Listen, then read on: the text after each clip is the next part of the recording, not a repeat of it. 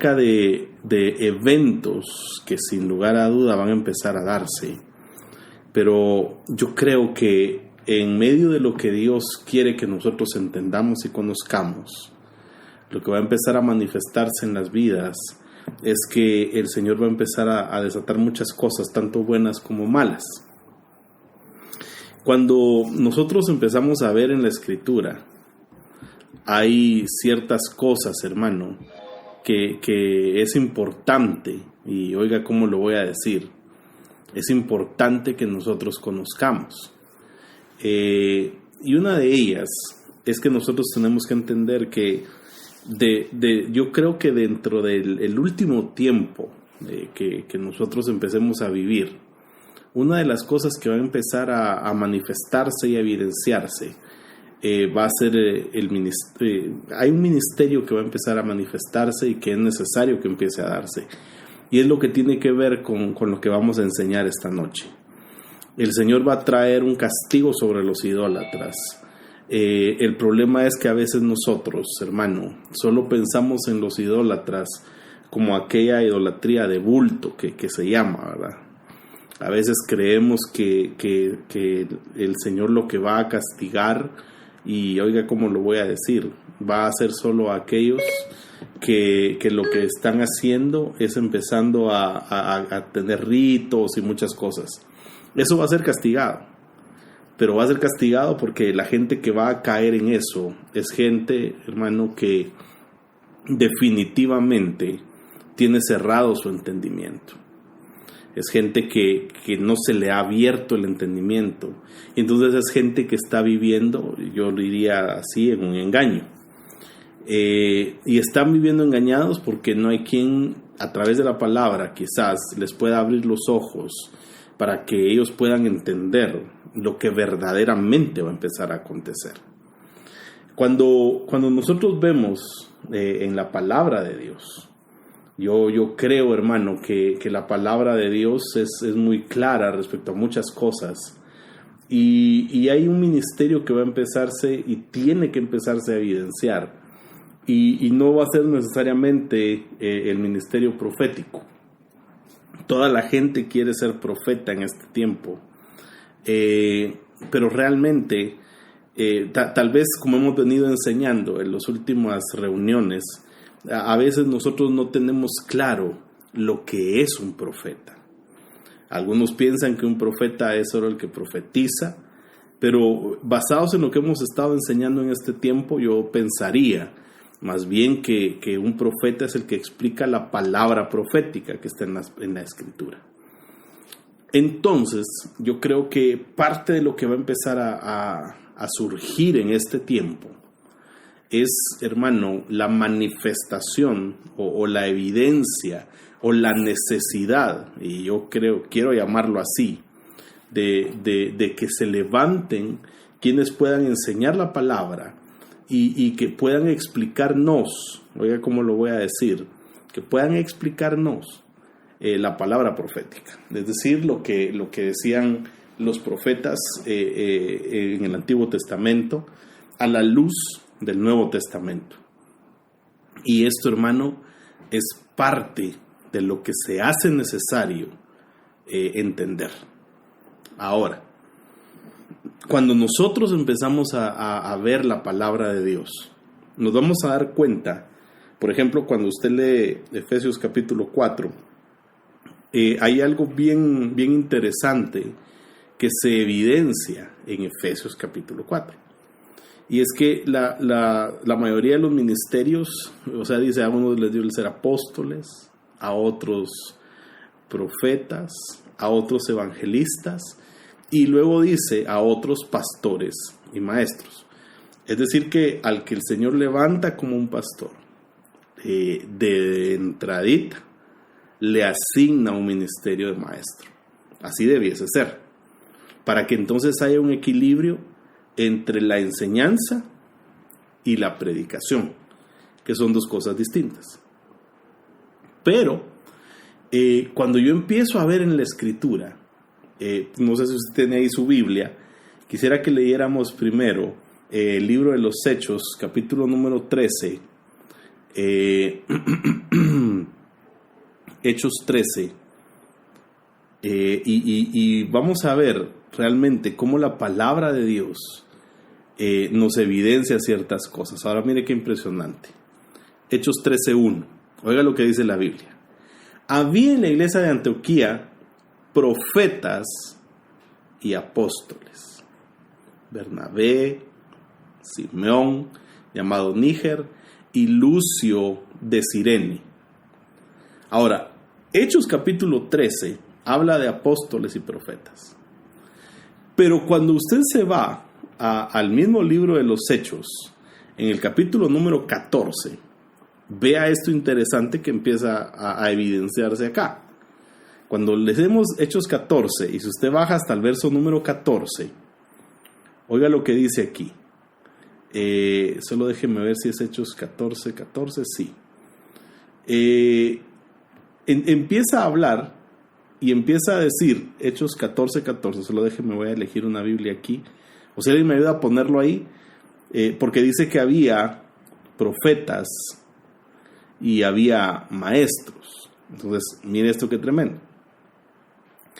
Pero cuando lo oyeron los apóstoles, Bernabé y Pablo, rasgaron sus ropas y se lanzaron en medio de la multitud gritando.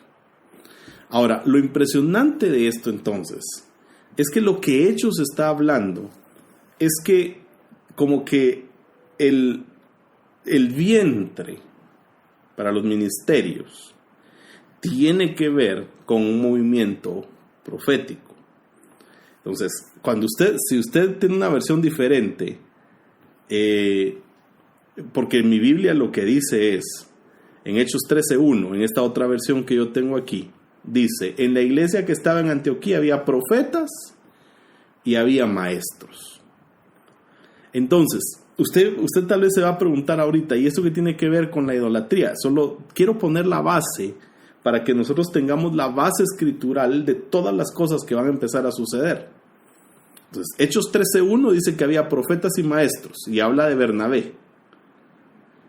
Pero cuando usted baja a Hechos 14, a Bernabé lo llaman apóstol. Entonces, cuando usted empiece a ver las funciones, por favor tenga esto ahí en mente de lo que vamos a hablar. Quiero que usted sepa que verdaderamente lo que necesitamos es que haya ministerios que lo que empiecen a hacer es que nos empiecen a hacer ver lo que está escrito realmente en la palabra, para que nosotros empecemos a dejar la idolatría que hay en nuestro corazón. La gente va a empezar a idolatrar porque el que está vacío en su corazón, lo primero que va a empezar a provocar es que va a tratar de llenarse con algo, y normalmente ese algo no va a ser Dios.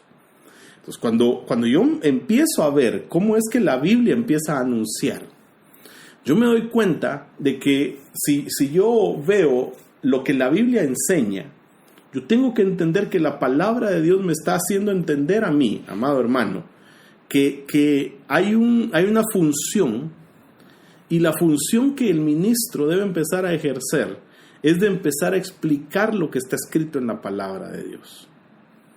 Ahora, cuando nosotros empezamos a ver, si yo le hago a usted la pregunta así, digamos, si yo pienso humanamente, y yo le dijera a usted, hermano, así como en el antiguo tiempo, en el Antiguo Testamento, hubo falsos profetas, humanamente cuando yo analizo, yo al decir, y así como también en el último tiempo habrá falsos, uno lo que contesta es profetas, ¿verdad? O tal vez solo yo. Pero cuando yo me voy a leer la Biblia en segunda epístola del apóstol Pedro, y cuando yo empiezo a ver segunda de Pedro capítulo 2, verso 1, oiga lo que la Biblia dice y lo que es bien clara en decir. Dice, segunda de Pedro 2:1, pero se levantaron falsos profetas entre el pueblo, oiga, así como también habrá falsos maestros. Entonces la Biblia lo que está enseñando acá es que el ministerio del profeta se va a equiparar con el ministerio del maestro. ¿Por qué? Porque tiene que haber maestros que enseñen o expliquen lo que dicen los profetas. Si yo logro entender esto, entonces yo voy a empezar a pelear contra las rebeliones que hay en el corazón. Espero que me esté siguiendo. Solo le estoy dando la introducción de lo que quiero hablarle esta noche.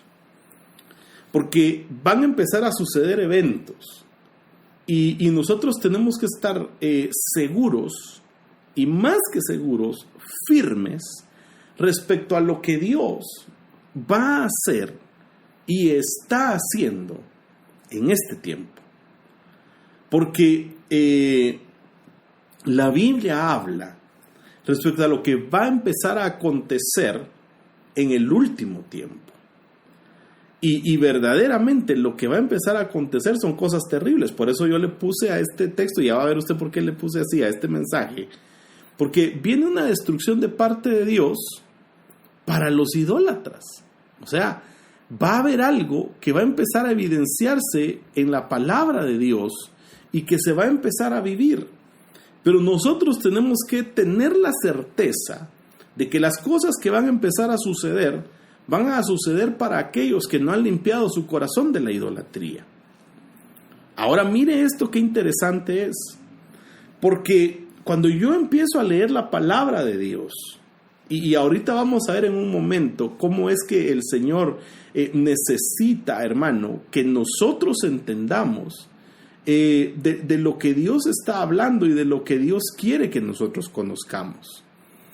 Si yo empiezo a ver la Biblia y yo empiezo a entender los contextos bíblicos, yo tengo la necesidad de conocer que lo que Dios necesita extirpar del corazón del hombre es la idolatría que el hombre tiene.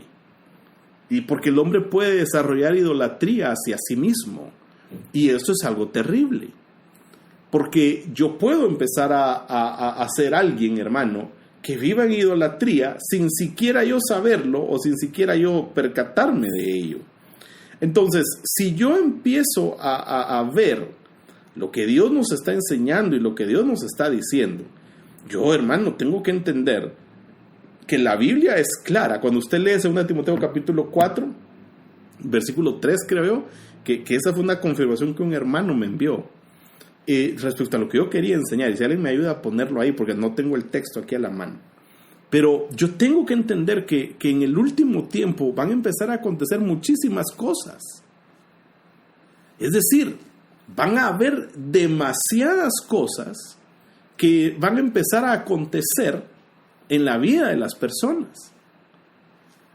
Y si yo lo entiendo así, si yo me doy cuenta de lo que va a empezar a suceder, amado hermano, yo creo que tenemos que tener la claridad en la que nosotros logremos entender lo que la Biblia dice. Ahora oiga, 2 Timoteo capítulo 4, verso 13. Si tuvieras el verso 4, dice: porque llegará el tiempo en que no van a tolerar la sana doctrina, sino que llevados de sus propios deseos se rodearán de maestros que les digan las novelerías que quieran oír. Esa versión está fuerte. O sea, el tema aquí es, yo tengo que empezar a entender lo que va a acontecer y yo tengo que deshacerme de toda idolatría. La tengo que desechar, hermano. O sea, hay cosas que yo tengo que sacar del corazón, porque el Señor va a dar una orden para que empiecen a suceder cosas, y Dios aún nos está dando tiempo a nosotros para que nosotros empecemos a entender todo lo que va a suceder en la tierra. Ahora, mire qué impresionante es esto, porque yo tengo que saber a lo que Dios me está llamando y lo que Dios está haciendo en mi corazón. Por eso es vital, hermano, que yo comprenda y que yo sepa que Dios quiere hacernos entender. 2 Timoteo 4:4. A ver, si alguien la tiene y me puede ayudar ahí a ponerlo, si no lo busco yo acá y se lo leo. Es que para mí era más fácil leerlo acá. Es que ese texto no lo había preparado. Pero es impresionante el lograr entender nosotros, ¿verdad? 2 Timoteo 4:4 le dije, ¿verdad?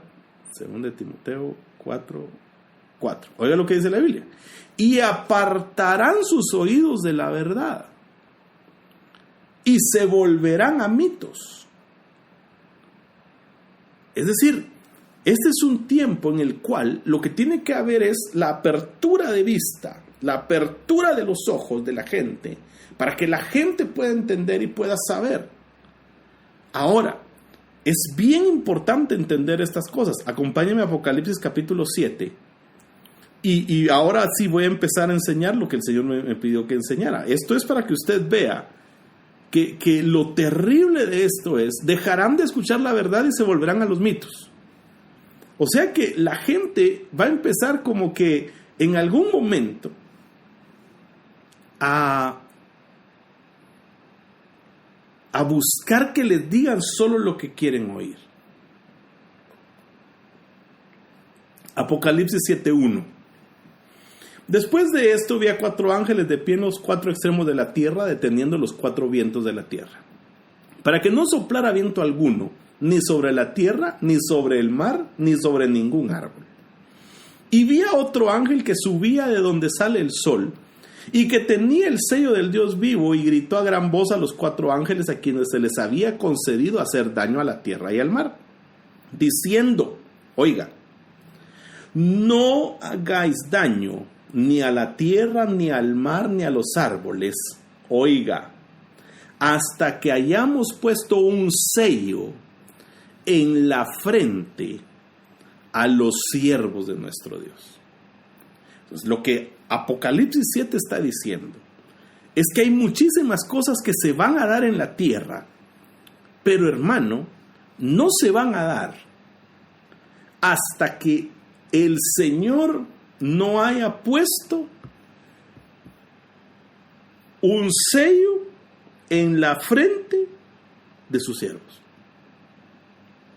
Ahora, para que el Señor pueda poner un sello en la frente de sus siervos, gracias, Gustavo, para que el Señor ponga un sello en la frente de sus siervos, por eso es que nosotros tenemos que tener bien claro que a los que estemos inscritos en el libro de la vida, no nos van a poder poner un sello. Ahora, cuando yo empiezo a ver lo que la Biblia enseña, yo tengo que entender los contextos y yo no sé si usted ha pensado en algún momento cuál es el contexto de lo que está diciendo aquí. Pero yo le quiero dar una breve explicación de por qué es necesario que sean anuladas cosas de nuestra vida. Porque bíblicamente, y lo vamos a ver en un momento, hay cosas que se pusieron como sello en la frente de los hombres. Por ejemplo, el primero que yo pienso que tenía un sello en su frente es Caín. A Caín le pusieron un sello en su frente como una maldición, para que todo el que lo viera y le viera ese sello no lo matara. Pero cuando usted se va a Génesis también, usted se da cuenta de que hubo una maldición para el hombre y que esa maldición en el hombre se evidenció a través de sudor en la frente. Es decir, le dijo el Señor al hombre, ¿verdad? Con el sudor de tu frente. O sea, hay una maldición aquí del trabajo en el libro de Génesis. Y vamos a ver en un momento cuáles otros sellos se evidencian aquí en la frente, pero yo quiero que usted vea y que por favor atienda y trate de comprender lo que Dios anhela que nosotros comprendamos esta noche. Y es que, por ejemplo, cuando Jesús vino a la tierra, Él vino a anular el acta de los decretos que nos eran contrarias y las clavó en la cruz. Pero hay cosas que Jesús empezó a hacer, como por ejemplo cuando Él en el Getsemaní dice la Biblia que empezó a sudar. Ahora mire qué impresionante, pues, porque me está siguiendo, mi amado hermano, está todavía ahí. Porque lo que vino a hacer Jesús fue a través de un derramamiento de sangre previo a que le pusieran la corona de espinas. Lo que Jesús vino a hacer fue venir a anular la maldición que había sido dada al hombre en el libro de Génesis. O sea, le borró. Dios no puede venir a poner un sello sobre alguien que ya está sellado. Entonces eso quiere decir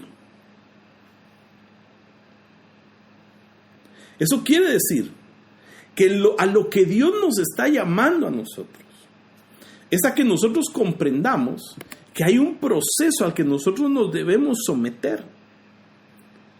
Y por eso le empecé hablando del ministerio. Porque quien debe empezar a hacer borrar las marcas que hay en la frente es el ministro. Por eso es la importancia de ser ministrados a través de la palabra del Señor. Por eso le digo, un montón quieren ser apóstoles, otro montón quieren ser profetas, pero muy pocos quieren ser maestros. Por algunos se toman del versículo aquel que dice: no os hagáis muchos de vosotros maestros, sabiendo que tendréis mayor condenación.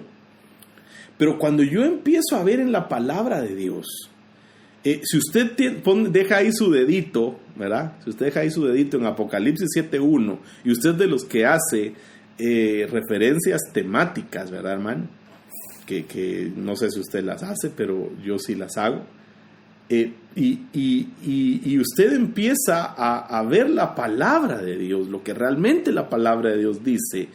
Yo le he explicado a usted que el Nuevo Testamento se explica en el Antiguo y que el Antiguo se explica en el Nuevo, y que debido a ello nosotros tenemos que entender que la palabra de Dios se complementa. Por eso aquellos que empiezan a decir que el Antiguo Testamento está obsoleto están más perdidos que el cuate aquel de la iglesia grandota allá en Italia.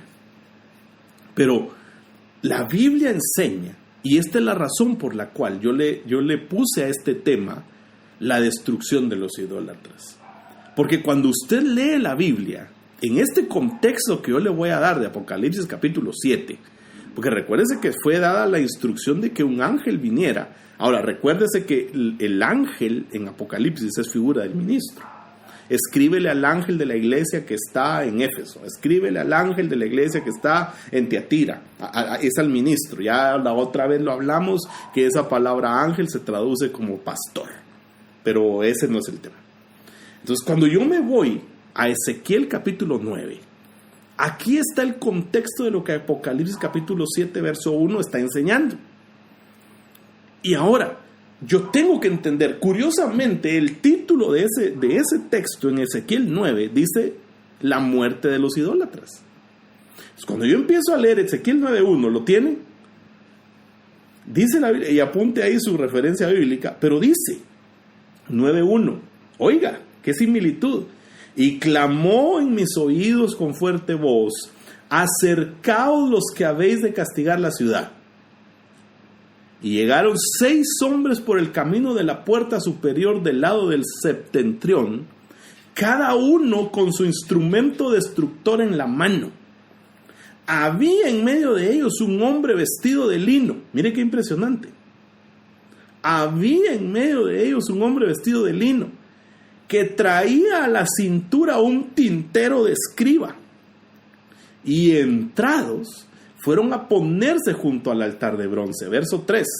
La gloria de Dios de Israel se alzó sobre el querubín sobre el que estaba, hacia el umbral de la casa, y llamando al hombre vestido de lino que llevaba el tintero de escriba, o sea, era un escriba, le dijo: pasa por en medio de la ciudad, por en medio de Jerusalén, y pon por señal una tau en la frente de los que se duelen de todas las abominaciones que en medio de ellas se cometen.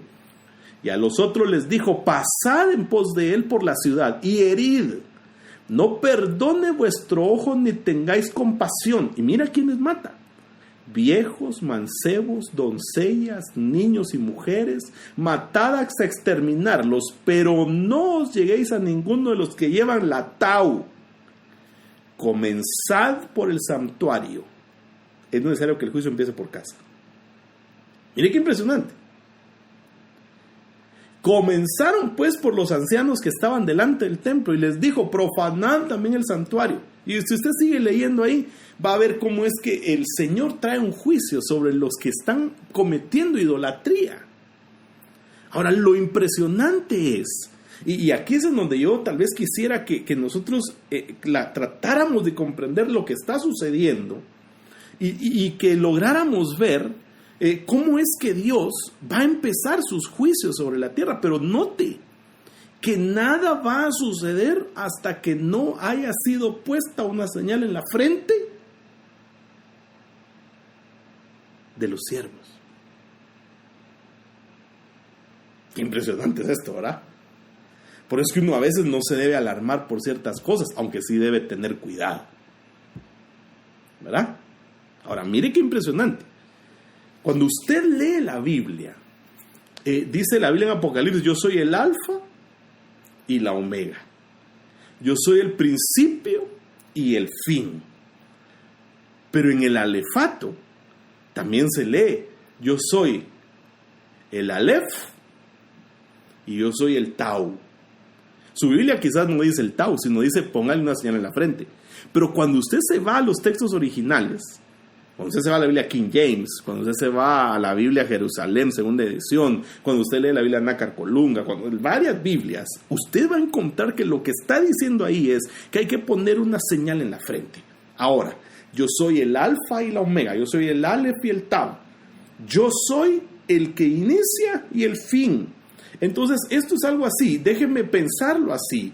Así como cuando Jacob y todos los que iban a presentar sus ofrendas delante de Dios, ellos tenían sus cosechas, ellos tenían todo lo que ellos levantaban, y ellos contaban, por ejemplo, 9 ovejitas. Ellos, vamos a contar nuestro rebaño: 1, 2, 3, 4, 5, 6, 7, 8, 9, y a la 10ª, ¡pau!, le ponían un sello, el Tav. Esta es de Dios. Esta es del Señor. Es el diezmo. Ahí entra la importancia del diezmar. Ahora vea esto. Quiere decir que entonces el Señor, antes de empezar la destrucción, antes va a tomar su diezmo.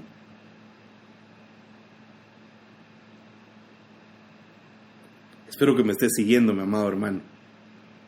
Y ahorita vamos a entrar a lo interesante del tema, porque yo creo que nosotros tenemos que entender lo que la palabra de Dios dice. Si pues, oiga lo que dice esta Biblia: síguelo por toda la ciudad y maten a todos los que no tengan la marca en la frente. Esa es la Nueva Traducción Viviente.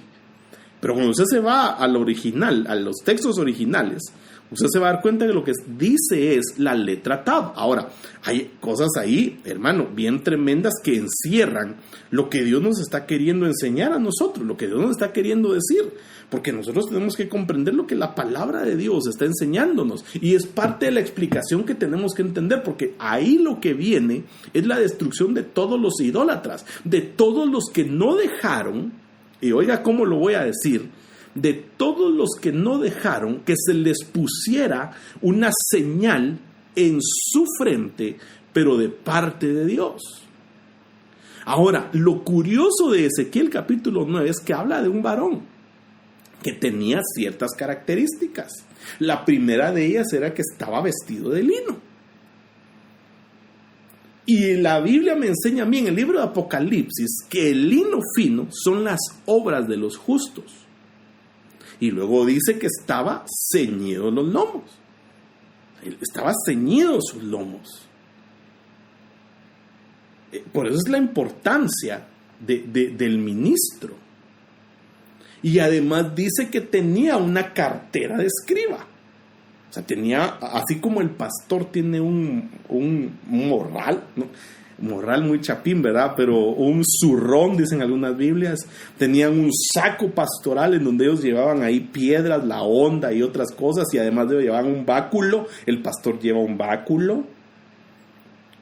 Por el contrario, el escriba lo que tiene es una cartera de escriba, tiene una tablilla, tiene un tintero, que ese tintero era un cuerno de tinta. Y mire qué impresionante, porque hay cuernos de aceite, Hay cuernos de lágrimas, hay cuernos de tinta. Eso ya es para que usted lo desarrolle ahí en su casa. Y lo impresionante es que además tiene un plumón, que es una pluma de escriba. Y eso tipifica a un maestro que está empezando a enseñar. Ahora, lo impresionante de esto, amado hermano, es que nosotros entendamos lo que la palabra de Dios nos está haciendo entender. Y yo de verdad espero con todo mi corazón que usted me esté siguiendo esta noche, porque es bien importante que nosotros comprendamos lo que la Biblia nos está enseñando, hermano. Está conmigo, me está siguiendo. Quiere decir entonces que hay cosas que deben ser borradas de nuestra frente. Tienen que ser quitadas.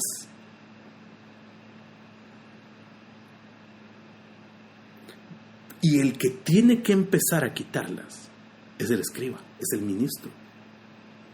Que tiene que empezar a quitar. Por eso, mire pues, cuando usted lee otras Biblias, dice que lo que tenía que hacer era ponerles una cruz.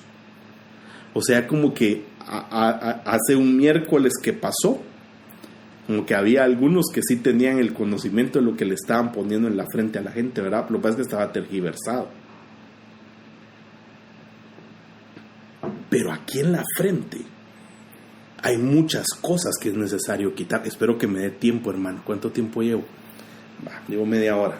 Todavía me da tiempo. Ahora, yo tengo que entender que hay cosas que deben ser quitadas de aquí de la frente para que pueda venir el escriba y empiece a poner otras cosas. Ahora, tenga en mente varias cosas que le he dicho. Porque varias cosas que yo le estoy trasladando a usted van hiladas en el tema que yo le estoy hablando. Por eso hay que amar la sana doctrina. Y no hay que levantarse maestros que nos enseñen solo lo que nosotros queremos oír, porque eso es lo delicado aquí, hermano. Ahora, yo creo que algo que nosotros no debemos perder de vista es que hay cosas que se van a dar hasta que haya sido puesta el sello en las frentes de los hijos de Dios, de los siervos de Dios. Ahora, cuando yo empiezo a ver esto y yo empiezo a entender lo que Dios me está llamando a mí a entender, tengo que ver que bíblicamente hay 1000 cosas que nosotros tenemos que ser libres de ellas. Y hermano, tenemos que comprender esto y tenemos que saber a lo que Dios nos está llamando a nosotros. Ahora, hermano, por favor, comprendamos lo que la Biblia dice. Y ahorita le voy a decir algunas cosas. Correcto. Hay ciertas cosas que tenemos que comprender. Y es, mire hermano, o sea, ¿de qué puede estar ocupada la frente? ¿Verdad? ¿De qué podría estar ocupada la frente? Entonces, cuando yo empiezo a ver, hay hermano, ciertas cosas de las que nosotros tenemos que empezar a ser libres. Y yo creo, hermano, que por lo menos yo tengo que tener claro a lo que la Biblia se refiere cuando me está hablando respecto a lo que yo tengo que quitarme de la frente. O sea, ¿qué es lo que puede ponerse en la frente de la gente? ¿Qué es lo que la gente que está llena de idolatría tiene en la frente, hermano? ¿Qué es lo que hay? O sea, ¿quiénes tienen una frente de bronce? La frente lo que tipifica es el entendimiento de las personas. Dice Isaías 48:4, por cuanto conozco que eres duro y barra de hierro tu cerviz y tu frente es de bronce. O sea, lo que tiene aquí en su mente es un montón de juicios y un montón de muchas otras cosas. Entonces la palabra de Dios lo que empieza a hacer es que nos empieza a librar de eso que está ahí. Ahora mire lo que dice Éxodo 38:8. También hizo la fuente de bronce y su base de bronce de los espejos de las mujeres que velaban a la puerta del tabernáculo de reunión. Entonces eso me habla a mí de idolatría. Hay una Biblia, creo que es la Biblia Pratt, que dice que los hizo de los espejos de las mujeres de la milicia sagrada. O sea, se quitaron el ego. Ese es el problema que muchos tienen. Y que, hermano, si no se deshacen, si no nos deshacemos del ego, hermano, vamos a sufrir y vamos a sufrir mucho.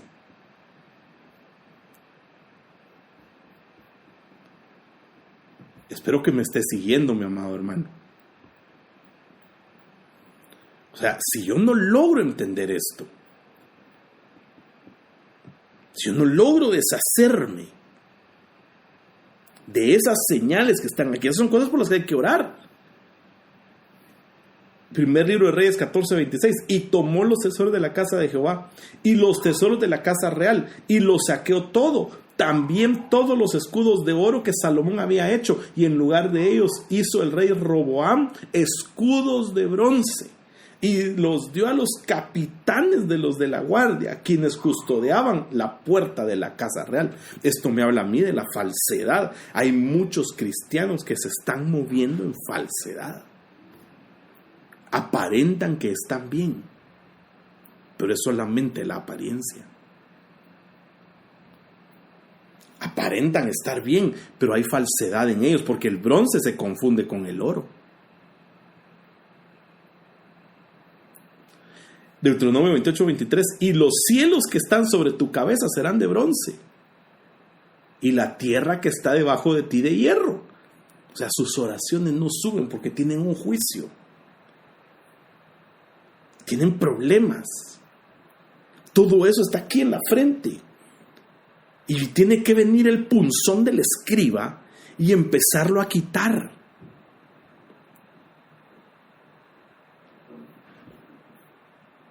Tiene que ser quitado de nuestra frente.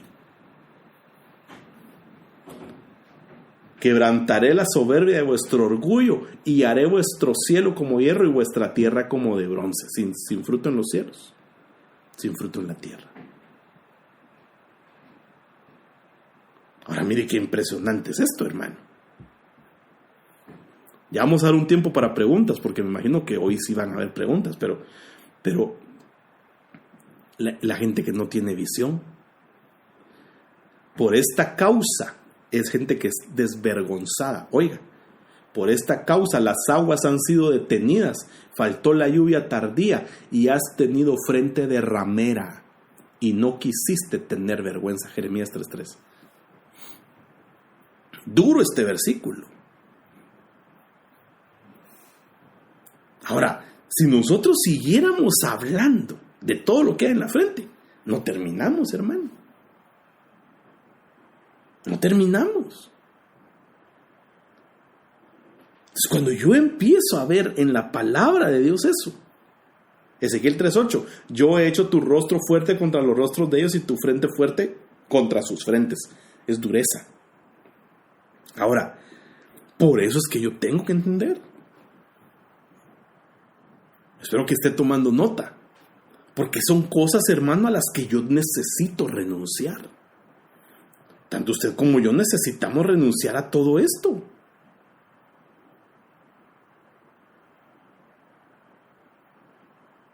Ahora, lo impresionante de esto es que los que son idólatras van a morir,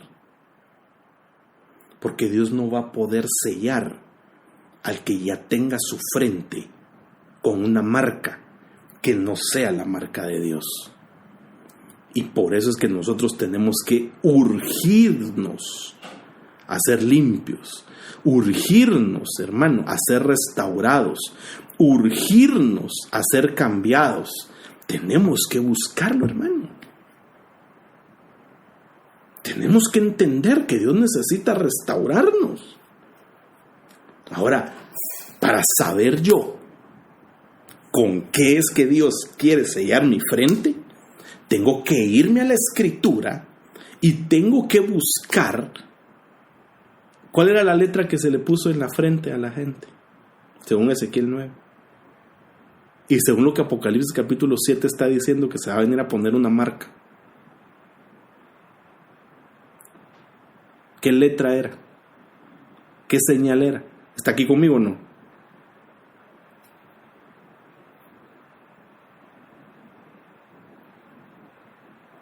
Uy, hermano, como que no, ¿verdad? Una Tau, T-A-U-E o T-A-V. Esa va a ser la señal en la frente. Es la señal que Dios va a poner. Ahora, por eso es que hay algo maravilloso en la palabra. Y usted sabe de los acrósticos, ¿no? ¿Sabe qué es un acróstico?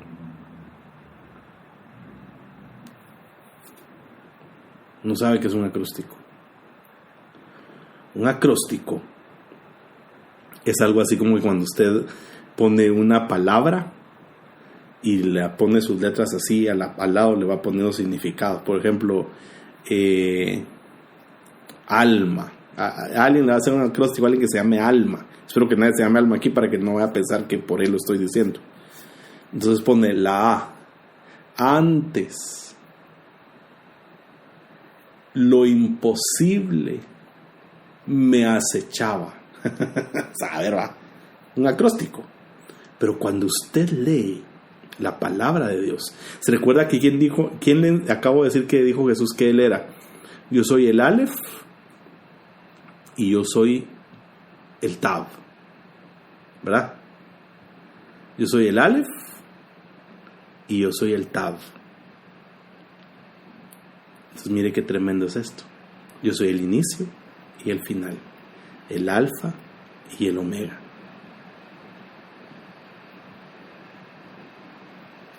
Ahí está poniendo Gustavito que es el apóstol Gustavo. Es una composición en verso, en prosa, de forma vertical. Ahí está. El Salmo 119 es eso. El Salmo 119 es un acróstico que empieza con la letra Aleph y termina con la letra Tav. Entonces, pero mire lo curioso es que se divide en secciones de 8 versículos. Salmo 119, 1, Aleph, 8 versículos. Y en el versículo 9 empieza con la letra Bet. Y ahí sigue bajando. Y entonces ya empieza con la letra Gimel.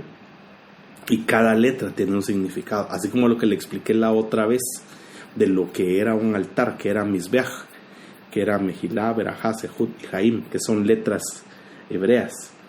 Entonces hay un proceso. El Salmo 119, cuando usted lo estudia todo y lo estudia así en esas porciones de 8, usted se va a dar cuenta que el Salmo lo que habla es de un proceso para llegar a ser un producto terminado. Entonces, cuando usted se va al Salmo 119, versículo 161, usted se va a dar cuenta, 161, espérese, 119, espérenme, ahorita le digo cuál es, 169, 119, 169, ahí está, esa es la palabra Tau. Ahora mire qué impresionante es esto, pues. ¿Qué es la Tau? Porque la Tau es...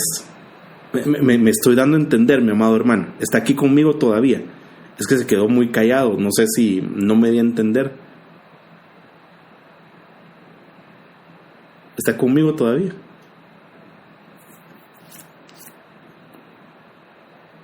Uy, alguien que diga sí, no, sí. Va. Sí me está siguiendo.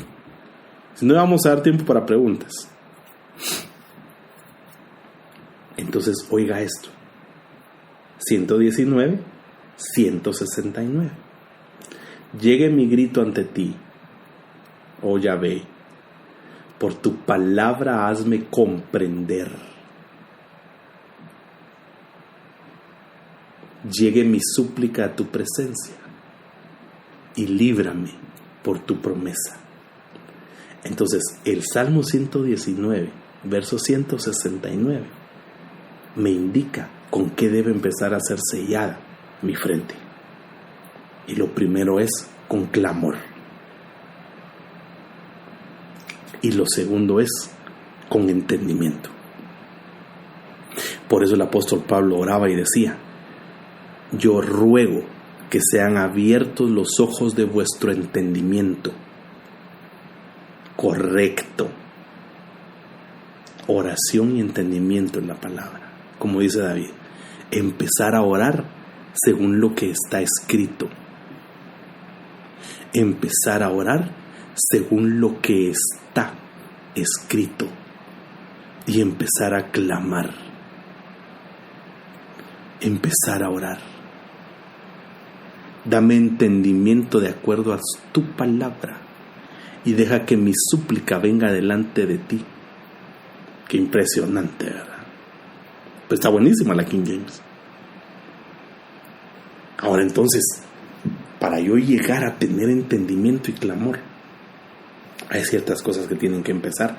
La primera es el Aleph, que está en el 119 verso 1, y en el 119 verso 9 está la palabra Bet, y Bet quiere decir, viene la palabra Bayit, que es casa. Entonces lo primero que tiene que empezar a ver es un orden en casa. Por eso es que es necesario que nosotros nos empecemos a desechar de un montón de cosas que tenemos metidas en el corazón. Qué maravillosa es la palabra, ¿verdad? Entonces, cuando yo empiezo a ver esto, yo digo, Dios mío, yo necesito empezar a clamar. Necesito que venga el entendimiento de la palabra. Yo necesito que haya en mi corazón un cambio. Que por eso el apóstol Pablo justamente lo que decía era eso: yo oro para que sean abiertos los ojos de su entendimiento. Eso es lo que él estaba orando, hermano. Y tiene que venir ese entendimiento a nuestras vidas de su palabra, pero eso lo tiene que hacer un maestro,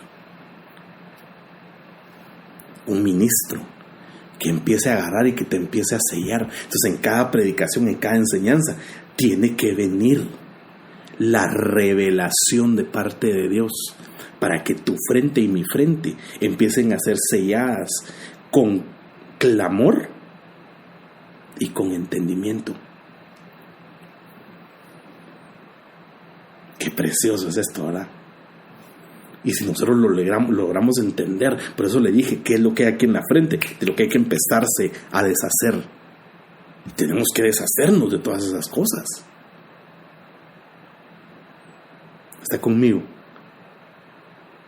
Cada palabra debe provocar que tu entendimiento se abra, para que entonces no te suceda que busques maestros conforme a tu corazón, sino que empieces a anhelar que sea Dios el que empiece a darte.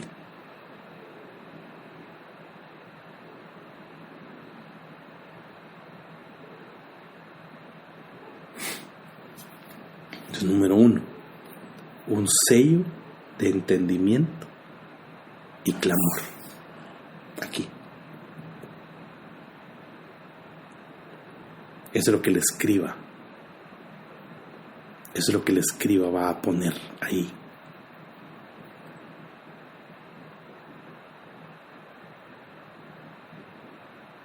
Es lo que la palabra tiene que hacer para que tú empieces a glorificar a Dios.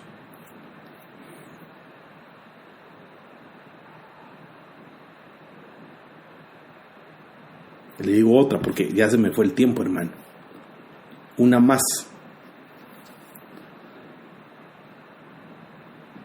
Salmo 10. Cuando usted va a ver en las Biblias, las más antiguas, tienen esa palabra tau al principio en el Salmo. Vámonos al Salmo capítulo 10. 10 le dije, ¿verdad? Salmo capítulo 10, verso 17. Ahí dice tau.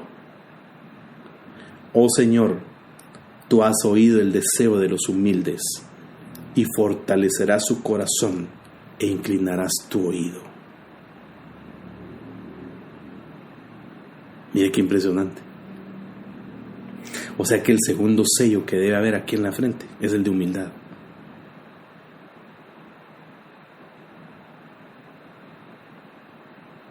Y la humildad tiene muchísimo que ver con el reconocimiento de muchas cosas en nuestra vida, hermano.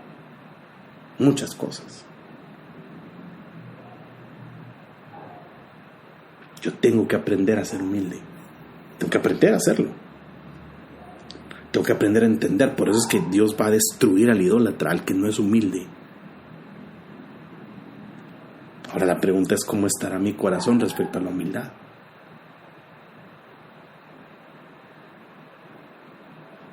¿Se da cuenta el trabajo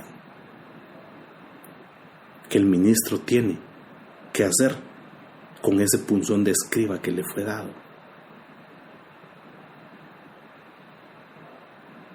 Un sello en la frente, un sello aquí. Por eso es que Dios a veces permite situaciones en las que lo que empieza a acontecer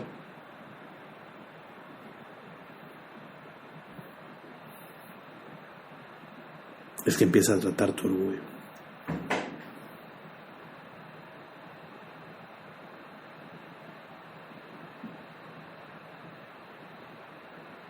Estás aquí aún, hermano. Esto es algo importantísimo que nosotros necesitamos aprender. Necesitamos aprenderlo, hermano. Se requiere humildad para reconocer muchas cosas. Por eso es que Dios nos mete en procesos en los que trata con nuestro orgullo para hacernos humildes. El Señor ve al altivo de lejos. Lo ve de lejos, hermano.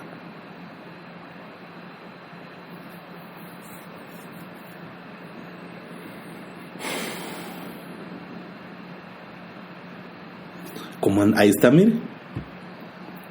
Salmo 10, 17. Tau. El deseo de los humildes, escuchas tú. Para que usted lo vaya a estudiar y vea que así está en la Biblia. Un sello. ¡Pam! O sea que usted podría buscar la letra Tau y ver con qué hay que sellar su frente. Porque todo eso debe darse antes de que empiecen a acontecer un montón de cosas que van a suceder. Y que son cosas, hermano, terribles las que van a verse. Van a venir cosas terribles, hermano. Terribles. Pero a veces nosotros no lo queremos entender. Un versículo más y ya le doy lugar a preguntas. Salmo 25, verso 21. Tau.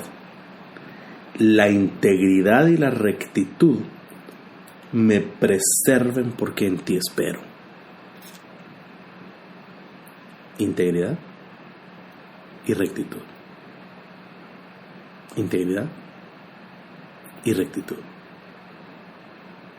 Integridad y rectitud. Y eso solo se enseña a través de la palabra. Impresionante es esto, ¿verdad? Nosotros tenemos que tener claro esto, hermano. Porque si no, va a venir un sello y no va a ser el de Dios.